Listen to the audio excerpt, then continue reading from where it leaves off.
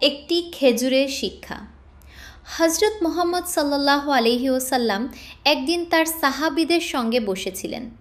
এমন সময় এক গরিব মানুষ এসে কাঁদতে কাঁদতে বলল, ইয়া রাসূলুল্লাহ, আমি খুব ক্ষুধার্ত, আমার কাছে কিছুই নেই। নবীজি সাল্লাল্লাহু আলাইহি ওয়াসাল্লাম তাকে দেখে দুঃখ পেলেন। তিনি সঙ্গে সঙ্গে সাহাবীদের বললেন, তোমাদের যার কাছে যা আছে নিয়ে এসো। সাহাবীরা ভালোবাসা নিয়ে যার যা ছিল নিয়ে আসতে লাগলেন। কেউ রুটি, কেউ খেজুর, কেউ সামান্য খাবার। কিন্তু একজন সাহাবী চুপ করে বসেছিল। তার কাছে ছিল শুধু একটি খেজুর।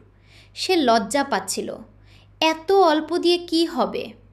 অবশেষে সে কাপা হাতে সেই একটি মাত্র খেজুর নিয়ে এসে দিল। হজরত মুহাম্মদ সাল্লাল্লাহু আলাইহি ওয়াসাল্লাম তা দেখে মৃদু হাসলেন এবং বললেন, এই একটি খেজুরও আল্লাহর কাছে অনেক মূল্যবান, কারণ এতে আছে আন্তরিকতা। সব খাবার একসাথে করে সেই গরিব মানুষটিকে দেওয়া হলো। সে তৃপ্তি নিয়ে খেতে লাগলো। আর সেই সাহাবীর চোখে পানি চলে এলো। সে বুঝতে পারল অল্প দিয়েও বড় দান করা যায়।